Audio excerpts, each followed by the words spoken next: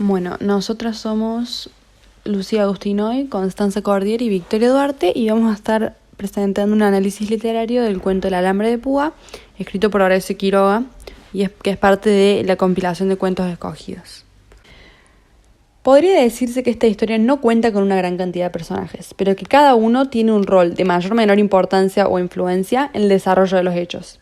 En este caso podemos ver que los animales son quienes llevan a cabo la mayor parte de las acciones y protagonizan los momentos más decisivos del relato. Barihui es un personaje de mucha importancia, al cual se le adjudica cierta obstinación y terquedad que podrían hacer del orgullo, alentado por las vacas cuando las mismas alegan que él puede cruzar cualquier límite impuesto por el hombre. Por otro lado están los caballos, dos personajes vistos como uno, debido a su relación tan cercana que luego estaremos desarrollando. Estos caballos demuestran una cierta lealtad y sentimiento de afecto hacia los humanos, que podría verse como una personificación. Sin embargo, podemos ver que las instancias de personificación que hay en el relato son de alguna manera justificables por el instinto y la naturaleza de las relaciones de los animales y los humanos. ¿A qué me refiero con esto?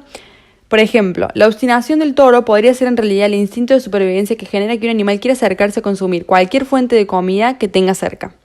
Además, la lealtad de los caballos podría verse como natural si se analiza la relación que suelen tener estos animales con el humano, donde suele haber lazos más estrechos producto del trabajo en conjunto u otras cosas. A lo que voy ¿es realmente personificación cuando las actitudes de los humanos son justificables por sus instintos naturales? Por otro lado están los humanos, el polaco Zaniski y el chacarero. El primero es dueño del toro y el segundo el dueño de la cosecha que Barihui está tan decidido a conseguir. El dueño del toro es extranjero y presenta dificultades al hablar español, que lo hacen parecer infantil y hasta tonto. Cuando el diálogo entre ambos humanos se desarrolla, hay un componente hasta cierto punto cómico, producto de la forma de habla del polaco. Ah, toro malo, mi no puede, mi ata escapa. Este diálogo se desarrolla en la página 44 y es hasta de cierta forma gracioso para la audiencia que puede percibir la frustración del chacarero ante la respuesta del polaco y las soluciones que este mismo presenta. Aunque el rol de los humanos no es tan decisivo o tan presente como el de las vacas, los caballos o el toro, se puede percibir que su presencia es indispensable para la narración de los hechos. Es decir, si el chacarero no hubiese reclamado al polaco que el toro se comía o le arruinaba su cosecha de avena, el polaco no hubiese instalado un alambre de púas que hubiese terminado matando al toro. Con esto quiero decir que todos los personajes tienen un rol en la historia, por más que sus acciones no sean tan representativas o no sean protagonistas de la narración. Este cuento trata de dos caballos que intentan escapar de su potrero, que poco tiene para comer. El alazán y el malacara, la pareja de caballos, ansiaban una forma de cruzar hacia un pastizal. Un día, los caballos deciden escapar juntos a través de una brecha en el monte que había descubierto el malacara. Después de superar varios obstáculos durante su travesía, entre ellos diversos alambrados que delimitaban distintos colores de suelo, se encontraron con un camino rodeado de pasto y tras un alambrado un grupo de vacas. Estas últimas les aseguraron que no podrán pasar para pastar allí. Y por otro lado, les indicaron la capacidad del toro Barihui, quien puede pasar sobre cualquier límite puesto por los chacreros. En efecto, el toro demostró su fuerza y valentía atravesando el alambre y logrando disfrutar de aquel pastizal tan anhelado por el resto. Don Zaniski, el polaco propietario del toro, discute con un chacrero, ya que Barihui había pisoteado su avena. Finalmente, el chacrero le asegura al propietario que el toro no podrá pasar de nuevo, gracias al nuevo alambre de púa que está dispuesto a colocar. Mientras tanto, los caballos siguen caminando por las chacras, presenciando aquellos acontecimientos. Al día siguiente, Barihui se lastima intentando pasar el nuevo alambre de púa. Y finalmente, Don Zaniski decide carnearlo. Al analizar el cuento, nos dimos cuenta que el tiempo no es un componente de tanta importancia como lo son el narrador o los temas. La historia se desarrolla en aproximadamente 2 o 3 días, no mucho más que eso, y la narración simple y directa contribuye a la construcción de estos pocos días. Es decir, el estilo de la misma es coherente con el tiempo que pasa, al no haber, por ejemplo, largas descripciones o indicaciones de que pasan largas cantidades de tiempo entre un hecho y otro. Además, el tiempo es mayormente lineal, excepto por algunas instancias de analepsis, como por ejemplo en la página 39, cuando dice: la cosa era muy simple, el Malacara, cruzando un día aquel chordal, había hallado la brecha abierta en el monte por un incienso desarraigado. Repitió su avance a través del Chircal hasta llegar a conocer perfectamente la entrada del túnel. Este ejemplo vuelve en el tiempo para explicar cómo el Malacara había conseguido salir del corral de los caballos y por ende es una instancia de analepsis. Sin embargo, de estos hay muy pocos ejemplos y el tema es mayormente lineal. El espacio. La historia ocurre en el campo, comenzando en lo que vendría a ser el correr de los caballos, pero la trama continúa en el límite entre las propiedades de Don Zaniski y el chacrero, donde este último coloca el alambre de púa para evitar que el toro cruce y se coma su cosecha. El narrador incluye una descripción muy detallada del espacio, específicamente del que recorren los caballos en busca de comida. Estas descripciones ayudan al lector a imaginarse el lugar donde ocurre la historia y posicionarse en el mismo como testigo de los eventos. Hablando del potrero de los caballos y cómo encontrar una salida, cito la página 40. La entrada de la senda formaba una línea sumamente oblicua con el camino de los caballos, de modo que el alazán, acostumbrado a recorrer de sur a norte y jamás de norte a sur, no hubiera hallado jamás la brecha. El narrador de este cuento es omnisciente y no participa en la historia, pero sabe exactamente qué piensa y siente cada personaje. Esto está demostrado a lo largo de toda la historia en varias ocasiones, pero dos ejemplos muy claros son los siguientes. Lo más irritante para el alazán era que el Malacara reaparecía 2 o 3 veces en el día para beber, en la página 39, y aquellos 2 modestos alambres en reemplazo de los 5 hilos del cercado anterior desilusionaron a los caballos, página 47. Ambos ejemplos prueban que el narrador conoce aquello que los personajes experimentan internamente frente a los diferentes obstáculos y eventos que se desencadenan en la historia. Otro aspecto muy interesante de este narrador es su objetividad frente a los hechos en la historia. Esta característica es prevalente en casi todos los cuentos. En este particularmente tiene 2 efectos paralelos. En primer lugar, le permite al lector formar su propia idea y tener sus propios sentimientos sobre las circunstancias sin que estos sean influidos por aquello que piensa el narrador.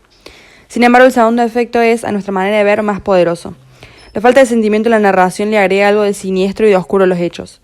El hecho de que el dueño carnee al animal todavía vivo y que nadie se movilice por su muerte, dice mucho de la relación, por así decirlo, entre los personajes y cómo los animales son solo eso, animales. Sin embargo, también abre la pregunta de qué hubiese pasado si era un caballo quien moría. Como vimos, los caballos tienen otra relación con los humanos y nos hace preguntarnos cuál hubiese sido la reacción de los animales o de los demás personajes si la víctima fuera uno de los caballos. Y también nos hace preguntarnos si el narrador evocaría dicha reacción en la narración o no. A lo largo de la historia de Alambre Púas podemos encontrar diversos temas, pero entre ellos se destaca el tema de lazos, que se puede percibir entre los caballos de manera profunda, y el mismo crea una atmósfera vívida y poderosa, mostrando así que los lazos más fuertes son aquellos en los que no hay nudos. Es decir, que lo podemos comparar con un barrilete, que los lazos son, no importa la distancia o no importa lo alto que estén o lo complicado que sea una situación, siempre van a estar juntos y actúan en conjunto para tener un mejor panorama. Es decir, un rompecabezas no es lo mismo verlo completo que con piezas faltantes, porque no vamos a poder percibir el significado en conjunto. Entonces, bueno, al mismo tiempo podemos ver cómo el autor siempre cuando se refiere a los caballos los expresa de manera conjunta, es decir, que se refiere a ellos con la tercera persona, el plural. Por ejemplo, tenemos algunas citas que es en la página 43 que dice los caballos levantaron las orejas, o en la página 47 que dice los caballos entraron en el portón de su chacra, o tenemos otra cita en la página 45 que dice los caballos prendieron de nuevo. Y estas son citas que nos muestran que el autor se refiere a ellos de manera conjunta, si bien hay algunas partes en las que habla de ellos de manera individual, pero la mayor veces los expresa en conjunto. Y también podemos encontrar este tema en otras historias, que una de ellas es Nuestro cigarro, que hace referencia a cuando los niños le habían robado, María y Eduardo le robaron un cigarrillo a su tío y después actuaron de manera conjunta para solucionar este problema o crear una venganza contra su tío. Otro podemos ver cómo en la anaconda las serpientes y las víboras se unen para poder defenderse ante el hombre. Y bueno, acá podemos ver claramente cómo se genera el tema de lazos y cómo todos actúan simultáneamente al mismo tiempo para crear un beneficio propio. Dicho en otras palabras, es posible ver que los caballos siempre actúan en conjunto, es decir, sus lazos son invisibles, pero están unidos uno con otro. Y dicho en otra forma más metafórica, no se puede separar el calor del fuego, es decir, no podemos separar el amor de los caballos y sus lazos, porque los mismos siempre van a actuar conjuntamente. Bueno, entre otros temas fundamental podemos destacar que la naturaleza se manifiesta como un objeto para el hombre. Es decir, se puede percibir cómo la naturaleza se convierte en un objeto, el cual utiliza el hombre para satisfacer sus necesidades a través de su beneficio propio o de la explotación. Ubicándolo en un contexto de la historia, podemos ver cómo el polaco en la historia decide tomar la decisión más adecuada y beneficiosa para su vida, es decir, decide matar al animal que, si bien podía haberse salvado después del accidente del alambre, decide matarlo, es decir, carnearlo para su beneficio propio y quedarse con 2 kilos de carne. Entonces se puede apreciar cómo el toro termina siendo una herramienta para el hombre.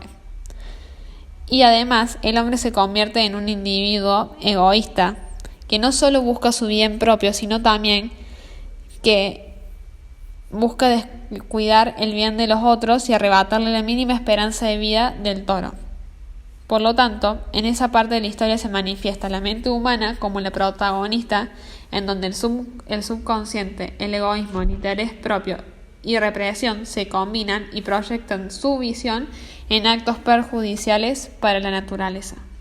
Por otro lado, podemos ver que este tema puede manifestarse o tener una mínima relación con otro cuento, que es la insolación, en el cual los perros vivían en una finca con su dueño y después él mismo muere y viene su hermano y decide vender todo lo de la finca y los perros quedan ahí olvidados y bueno, quedan moribundos y todos sarnosos y nadie se hace cargo de ellos, mientras que anteriormente los perros habían sido como un punto de sostén o de apoyo para su dueño anterior, que se murió lamentablemente. Entonces acá podemos ver cómo luego se vuelven un objeto o algo que pierde el valor y el hombre se olvida que los animales son seres vivos que tienen sentimiento, que si bien no hablan, con la mirada pueden decir todo. Bueno, con respecto a la estructura que presenta el alambre de púa, podemos ver que el mismo presenta una introducción, un nudo y un desenlace. Con respecto a la introducción, podemos ver que se trata de un grupo de caballos que viven en una chacra y un día juntos empiezan a caminar por el monte y llegan a un camino que está rodeado de pastos, en donde se encuentra un grupo de vacas. Las vacas aseguran que los caballos no pueden pasar para allí, para el sitio del monte, y se genera todo un conflicto, y acá aparece lo que es el nudo, debido a que se genera un conflicto entre las vacas y los caballos, ya que las mismas competían por quién podía pasar el alambre o no, y luego más adelante el dueño de la granja decide colocar un alambre de púas para evitar que el toro pasara ese alambre y arruinara su cosecha. El toro luego de unos días intenta pasar y se genera como un desafío entre las vacas y los caballos, y al pasar el toro lamentablemente que se corta la espalda y la panza y se desangra, pero tenía la posibilidad de recuperarse, y después está el desenlace, que vendría a ser lo que sucede después de este nudo, que es que el caballo tenía la posibilidad de recuperarse, pero lamentablemente su dueño decidió carnearlo y quedarse con la carne en vez de acompañarlo en su recuperación. Y ahí también podemos ver que lo que nombramos anteriormente, que acá aparece la naturaleza como un objeto, pero como algo más beneficioso para el hombre.